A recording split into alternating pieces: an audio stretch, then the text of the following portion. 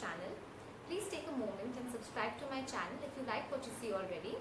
I've also linked a few of my other book reviews and videos in the description box below. Do check them out as well. So today I'm back with another book review. This time I'll be reviewing Chitra Banerjee Divakaruni's book, which is The Forest of Enchantments.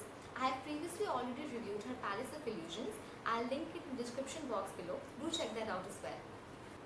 So this book, which is The Forest of Enchantments, is basically the Ramayana but from Sita's perspective.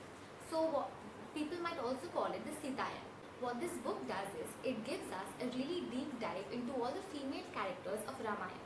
Of course, it is narrated by or from the viewpoint of Sita, but we also get to know about the other female characters in the book. For example, characters like Urmila, Mandavi, Shrutakirti. We get to know about the queens of Ayodhya, being Sumitra, Kaikeyi. We get to know about the amazing other characters in the book. We get to know about Sita's mother. So what this book does is, it gives us a perspective or a viewpoint into the characters who had previously maybe been neglected while in the recitation of Ramayana. It's not like the male characters are neglected at any point. We also get to know their thought processes. Of course, Ram, Lakshman, Bharat, Shatrughan, everybody. All the female characters are handled with utmost care over here. We get to know about the unsung heroes of Ramayana as well. There are actually certain female characters who are neglected throughout Ramayana. For example, I don't think, like my personal opinion is, I don't think that Urmila has been given enough praise and has been appreciated enough in the story of Ramayana. This story tells us about her sacrifices, her unending love and her unconditional love for her sister, for her husband and for her family. So what really caught my attention in this book is that more than telling us the story of Ramayana, it actually tells us the story of love. It is basically a love story, but not in the common sense that you would think. It tells us about the love that two sisters share. It tells us about the love between two brothers.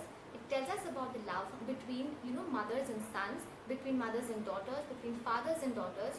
It's all different and varying kinds of love, but they are all portrayed equally beautifully. That really caught my attention over here. It tells you about how love can bring you up, and it also tells us at the same time how love can drag you down as well. So it tells us about the characteristics of love. It tells us about different kinds of love that probably you have experienced but you have not been aware of. So this book is beautifully written in that way. Again, like I have mentioned before, the style of writing is absolutely modern and very contemporary. The words used are very simple. The author doesn't want to sound intelligent or to sound very well read by giving in difficult words and taking away the essence of the book. So the words and the language used is extremely simple over here, but what that does is, it gives it a contemporary and a modern touch. So when the reader is reading it, he can feel a real connect to the story. He can feel a real connect to the characters because it's portrayed absolutely simply. These various characters who are in their depth gods and goddesses, they have been brought down to extremely human levels. So we get to know their shortcomings, their failures, their thought processes, how at times even emotions can guide the gods and goddesses. That is what is beautiful in this book. It seems like you are relating to them on a personal level. It feels like they are people you can relate with because they seem extremely human and extremely real. They seem very real. Now we all know the basic story of Ramayana. Of course, we all know it. We've been hearing it since childhood. And this is basically a walk through that. But I'm sure there are going to be many things that are going to appear absolutely new to you. There are going to be different perspectives to a certain scenario. I mean, we all know about the Surpanakha incident, right? But the author gives us a different perspective, a different viewpoint into that scenario as well. So this is brilliant about this book. You may know something, but it pushes us to think outside the box, to think in a different way about the different characters. So I would say that if you are somebody who is new to mythology, or who wants to deep dive into mythology, or who just wants a read which is extremely engaging and is actually not a thriller, or I'm guilty of reading too many thrillers myself, then do give this book a read. Pick this book up. I'm sure it will not disappoint you. This book has equal parts of romance, equal parts of tragedy, equal parts of emotion, and there are absolutely thrilling bits as well. On the other hand, this book is unputdownable.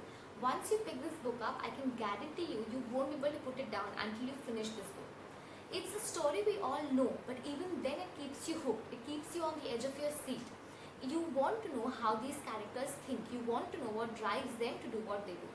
If you are interested in mythology, or if you just want to read a book that is written by an Indian author, this is a brilliant book. Do give this book a read and let me know what you thought about it. Also, do watch my other videos. I'll link in the description box below. And don't forget to subscribe to my channel for more such videos. Thank you so much.